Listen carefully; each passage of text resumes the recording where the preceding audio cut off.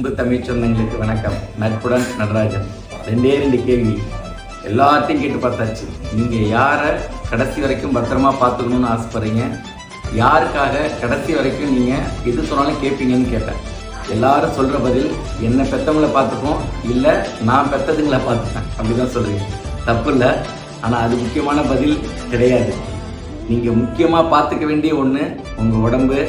உங்கள் உடம்புக்காக தான் நீங்கள் எது வேணால் செய்யும். இது இருந்தால் மட்டும்தான் நீங்கள் உங்கள் பெற்றவங்களையும் இல்லை நீங்கள் பெற்றவங்களையும் நீங்கள் பார்த்துக்க முடியும்.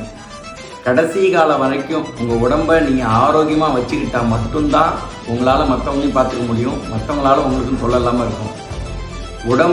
உடல் ஆரோக்கியம் கடைசி காலம் வரைக்கும் நடைபயணத்தோடு நீங்கள் இருந்தீங்கன்னா தான் உறவுகளும் உங்கள் கூடயே இருப்பாங்க. எந்த உறவுகளும் இன்றைக்கி நீங்கள் படுத்துட்டீங்கன்னா தூக்கி போடுறதுக்கு ஆள் இல்லைன்னு சொல்லிட்டு போயிட்டே இருக்காங்க. அதனால் முக்கியமாக வேண்டியது உங்கள் உடம்பை பார்த்துக்கோங்க. உங்கள் உடம்பு நல்லா இருந்தால் மட்டும்தான் நீங்கள் உறவுகளை பார்த்துக்க முடியும். உடம்பு மட்டும்தான் உங்களுக்கு முக்கியம். உடம்பு இருந்தால் உங்களுக்கு வேறு பேர், உடம்பே இல்லைன்னா அதுக்கு வேறு பேர். அதனால் உடம்பு முக்கியம். உடம்புக்காக வாழுங்க, உடம்பை பத்திரமா பார்த்துக்கோங்க. நன்றி.